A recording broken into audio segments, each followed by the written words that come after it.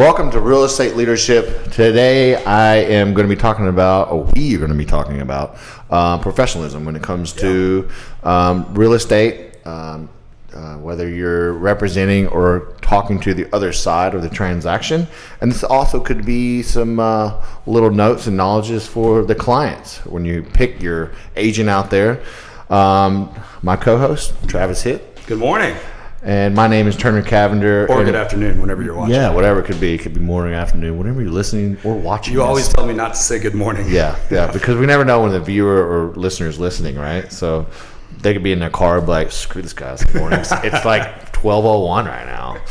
Anywho's, let's jump right into it and get it. So, I'm gonna segue into this because Travis had a situation that happened this morning. And he expressed his professionalism and handled it the way he should have. I envy it because I think that I would not have been able to do it as well. But I know I'm getting there. Comes with experience, and that's why we're putting it out there. Experience. You could be, brand new and have this patience. Yeah, I guess is the word to use. Professionalism along with it. So let's go ahead and tell them about the scenario that you had. Yeah, thank you. So being in real estate is already hard, but I think a lot of people, people say that realtors make too much money and it's easy and all we do is go to dinners and show cool houses. That's not the true picture at all. But what a lot of people don't understand is, as a consumer, my job is to make sure that my client is not dealing with all the little things. That's why I get paid. That is my job. And agents need to realize and recognize that there's going to be a lot of stress in this industry. There's going to be a lot of things that are put on us that may not be targeted at us, but we're the first face. Yeah, the face of it, yeah. And we have to be able to separate our personal feelings, personal emotions, and advise, guide, and direct our clients in the best way. So the situation this morning that I had was earned and deserved by the upset party, but what we're going to talk about is how you react to a cause. Everybody can choose their reaction. You can't always choose the cause of what's causing it, but we all have a choice that we can make of how we speak to somebody else when something goes wrong. So we had a situation on one of my listings, one of my properties. We won't say names or addresses or anything. Of course not. But we were supposed to close tomorrow. And the closing is set for tomorrow. Repairs were supposed to be done yesterday. The buyer went through and did a final walk yesterday, and the repairs looked completely different than the photos that I received. I don't know how that happened, if they were doctored, but it was completely different, and the work was terrible. It was hideous. That's frustrating on your part too, right? Frustrating on my part because I'm told by the contractor it's done. Well, it's a learning. You have to learn through everything as well. So this is a learning process for me. It's a learning process for my contractor because he trusted a project manager rather than laying eyes on it. And then it got relayed to me that it was done, and this property's not close. Me as an agent, I try to always lay eyes on something if I say that it's done. This property is about 2 hours away, and I trust my contractor that I use all the time, that he laid eyes on it. Well, in this instance, it just didn't happen. He trusted his project manager that sent photos, and it just wasn't a true picture of what was completed. Well, we found out yesterday, late in the afternoon, that the repairs were not done correctly, and honestly, in some areas, they caused more damage than before. So this was a big surprise to me. So I immediately, apologized, said, let me call my contractor, see what's going on. I called him, and he was fuming when he found out, and he got the photos and videos. So that told me that he didn't lay eyes on it, and he trusted his project manager. But I'm not going to immediately just be completely rude and mean and upset with him because he has done a lot of really good business for me. You had a history with I have a great history with him, but this isn't the norm. And so I'm not going to allow one situation to ruin my outlook on him. People make mistakes and people mess up. This was on somebody that he trusted, so I rely on him to fix it from here on, that guy is not going to be touching any of my projects or my clients' projects. So anyway, we ended up talking to the agent. We told them that we would get it done. We would work on it last night and then work on it today, and everything would be done for closing by tomorrow when it's supposed to be. Mm-hmm. Good conversation at that time. My contractor had an electrician out till almost 2 a.m. Installing a bunch of new stuff, redoing lights. He even added, it's called a disconnect. A lot of people may not know what that is, but it's a big benefit for a home that didn't have one. He did it at no cost. Just say, hey, I'm really sorry this happened. I'm going to give you extra. Some upgrades. Plus fix what we were supposed to fix. And the agent starts texting me at 7:03 this morning, just basically saying that we haven't done any work. She doesn't trust us. And we'll pause there. I don't blame her for saying that she doesn't trust us, because at this point it was our job to get the repairs done. They weren't done well. She's representing a buyer, a young couple that wants to move in on Friday. So I understand how there's a level of trust that's just been messed up because it wasn't done right. Mm-hmm. So she has the right to say that. I don't get annoyed by that, because me too, if I was in her position, would I trust that contractor again, knowing my client's supposed to move in? No, I wouldn't fully trust them. Yeah. But she continued to text and just start pointing fingers, not saying the nicest things. So meanwhile, finally, you're trying to have breakfast with your son. Well, your wife, at that point, I was just getting ready for work and Yeah. hanging out with my son. And then we go to have breakfast. My wife makes eggs and some great cinnamon rolls. Yeah. And I'm sitting down with my wife and son watching Peppa Pig, first time, and enjoying our eggs. Yeah. And she will not stop texting me. And you can be a text warrior, but that's not going to solve problems. Mm-hmm. And so I pick up the phone and I just call her. And we're going to call her Kelly. Sorry if you're a Kelly watching. I bet you're extremely nice. But in this situation, this Kelly was not extremely nice. So I pick up the phone and I just call her because I want to get this handled. And I tell her basically all she's doing is calling my contractor a liar and saying that there's no trust, and that basically they want to use their contractor to finish it out and we can pay their contractor. And I quickly was like, well, that's not going to happen, because we agree to the repairs. We still have time per the contract to get these repairs done. And if they're not done properly, then the buyer is able to push performance, to seek any relief that they want per the contract. And I'm aware of that, and so is my client. So we start talking, and she immediately just loses her professionalism. And she has been, I even told her, I said, Kelly, you've been amazing to work with this entire time. You've been the sweetest lady, but now that an issue has arose, you're acting completely different. And I told her, I said, the way that we're speaking right now is not going to solve anything. She threatened to call my broker, and I told her, because professionalism, I said, hey, here's my broker's information. I'm happy to provide his phone number. You're welcome to call him. He knows that I'll fix an issue if there is an issue. But she started questioning my integrity. She ended up calling me a liar. And at this point, oh, and not to mention, I have roofers on my roof at this moment, banging on my roof. So I'm dealing with watching Peppa Pig, trying to eat breakfast with my family, roofers banging on my roof, and this Kelly agent is just losing her mind, going off on me. So I will not lie when I say I was starting to boil, just everything going on. But I took a deep breath, and my wife could tell I was upset. And I have a choice to make in that moment.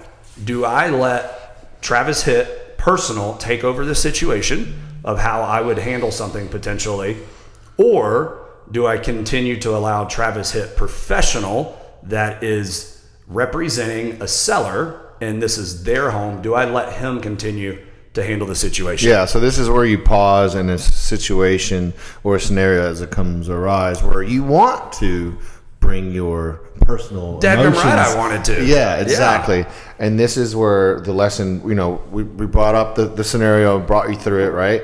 And so this is, as you watch these shows or listen to them, my job is always to kind of get the listener or watcher to understand. This is the point where you pause and say, okay, she's valid to feel the way she does. I even told her. Right.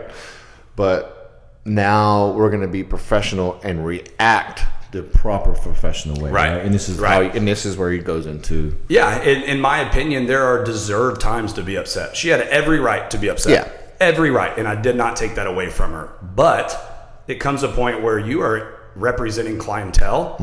She could very easily ruin this deal, and so could I. They had the right to walk away. They do. But I have a choice to make of, if I react a certain way, I'm probably going to kill the deal, because I'm going to lose her in that argument. She's going to advise her client just to walk away, get their earnest money back, and to move on to another home. But if I choose to handle it as professional as possible, there's a chance that I can mitigate that risk of them walking away and trying to give them what they want, and that's a good home, and we can get it finished in time. So that once she started questioning my integrity, and she went as far as, and if you're a new agent, you'll deal with this, get over it. Don't let your personal feelings get into it. And if you're an experienced agent, stop using this. Basically, she's been in the business for a while, and she told me, she goes, you may be a younger agent and not have the experience, but nothing like this has ever happened to me. And she said it in a much different way, but I stopped her right there. And I said, Kelly, I go, just stop. I go, I've been doing this 13 years. I run a team of 6 agents. I do about $30 million in personal production a year. I go, I understand this is a nasty situation, and it's not normal for me either. Because she told me, she goes, I don't have time to coach you on how to run your business. And I told her, I said, after I gave her my stats, I said, I don't need help coaching. I go, I'm handling this for you. And if it's not up to your standards, then I understand you have the right to pursue whatever you want per the contract. I go, but if you're going to call me a liar, or you're going to call my contractor a liar, I go, I will give you the right to say I told you so, and I will tell you that you were right. But to do that, you have to give us the time to fix this before you can call us a liar. And if it's not done appropriately, have at it. Do what you feel is best. But I kept it. And did I get a little loud? Yes. Did I get frustrated? Yes. Because I'm not going to let somebody just walk all over me, but I'm also not going to go to their same level of using specific words, pointing fingers. Unprofessionalism. Yeah, keeping it unprofessional. You can be a strong professional. Sometimes you need to be to let strong people... tone of voice is what you're trying to say. Correct. Because I mean business as well, and I don't want to stay too calm, because that can come off to the other side as you don't really care. Mm-hmm. I care about my business. I care about my clients, and I care about buyers that are buying a home that I'm listing. I want them to have a good home. Mm-hmm. That is my goal and objective. I want everybody to have a good experience. But the big point here is, with me keeping it very professional, she will not be able to tell anybody that I lost my cool and I was unprofessional, or I treated her the wrong way. I kept it professional. It's up to her how she wants to act. I know that I represent a client, and that is not my house. So I don't have the right, nor should I put my own personal feelings and the way I would handle something if it was mine. I don't have the right to do that with this home, because it's my client's home. It is not mine, and they trust me to handle situations, advise, and guide the right way. So as an agent, on whatever side you're on, just remember you're in real estate, and construction is a part of real estate. I tell people a lot of times at the beginning of the year, I get one smooth deal a year, and it's gone January 1. Because most of the time, to be honest with you, there's not a deal that goes 100% perfect and smooth. There's things you have to work through, and that's why the best agents can work through anything as long as both parties are willing to communicate and work through it. And so you have a choice to make of how you want to react when adversity arises. She was amazing this entire process, but the moment something went wrong, she lost her cool and showed how she can act when things are tough. To where when things get tough with me, I don't want to all of a sudden just lose my marbles. I want to hone in, think, communicate, devise a plan, and make the ultimate goal happen, which is a great house for a buyer and a sale for the seller. So just remember that you're a professional. Somebody is paying you money for your services upon completion, and you're in a position to act the right way, but not for yourself. We are acting a certain way for our clientele, the people that trust us and the people that hire us. So just remember, try to control your personal emotions, because I'm not going to sit here like I'm Gandhi and I just have a smooth blood pressure across the board, because that's just not true. I can get very frustrated and heated as well. But it's not my time or my right in that moment, because something went wrong and she's not being very nice to me. I have to make a choice not to allow my personal feelings that she's mad at me and project it back, because she's not really mad at me. She's mad at the situation. She's mad that this is happening for her first-time home buyers, cute family, that they're excited to move in on Friday and this happens. You have to think differently these days, that just because somebody's portraying something on you, it's not about you. The thing's not about the thing. You have to keep it professional, allow them to be upset, because you would be too if you were in that situation. 100%. You know, I think that you handled it great. Thank you. I'm proud of you, Travis. Thank you. Yeah. So, let this be a lesson. I know it was a long, drawn-out scenario to explain, but, we're trying to paint a picture for you. No, don't apologize, brother. It's just that's how we were able to paint the picture, the scenario for you. And I had a topic I'd like to talk about, but I want to save it for another episode, per the market that we're going through at the time. But I would like to leave you with this painted picture. And I heard this, and I'm not going to try to say it's mine. I heard this from another professional out there. In today's world, picture this scenario. There is a woman in the back seat of a cab, and they're driving through traffic. Say it's New York or somewhere up north where there's lots of traffic, right? And there is this person that's behind them honking and blah, blah, blah, because there's a dump truck that's in front of them. It's blocking the way, and they're getting trash from the neighborhood, and the driver is just waving at the person behind him that's mad and probably cursing in there, honking and all this stuff. And the cab driver's staying calm and collected, and he's waving, he's smiling back at that person. Can't do anything. Right? So that's his reaction. And the passenger says to the driver, "Wow, how are you being so calm and collected?" And his response was, "Well, a good way to put it is, a lot of people in this world drive around like dump trucks. It's what you see up in front of us. And they dump all of their problems on other people as they're going through life, and they're dumping they might have some insecurities of not making enough money or not closing that deal. Might be that situation with that agent. Kelly is really nervous about making her bills on the first of the month because it's coming up this weekend, right? And she needs to get this closed, right? So she is dumping all her problems on Travis, right? So in this scenario, that person behind her is dumping all that person's problems on the cab driver, and he's reacting. In life, 90% of your life is how you react to situations in life. And you can control how your life can go as how you react to the situations that come to your life. And I'd like to leave you that for this podcast, and this, whether you're watching or listening. And we really do value you guys stopping in. And if you'd love to give us some feedback, please comment down below. Give us a share. You never know what agent or client out there could gain value from this information. Yeah. Oh, pause. Yeah. I rattled and I forgot to say what I said. Stop doing this if you're an experienced agent. If you've been in the business for a long time, stop using your length of time against another agent. You got it a bunch. Stop telling us that you've been doing it 15, 20, 30 years when you're using it as a ploy to make somebody feel worse. We all started somewhere. It doesn't matter how much business we do. Treat people with respect, whether they're first year, help them. If they're first year, second year, third year, and they made a mistake, don't tell them how long you've been doing it just to make them feel worse. Help them. Guide them. We all need guidance. So let's treat people how we want to be 100%. Treated. I do too. So thanks for stopping by. I really do appreciate you. And when you think about real estate, think about real estate leadership. We'll see you next time.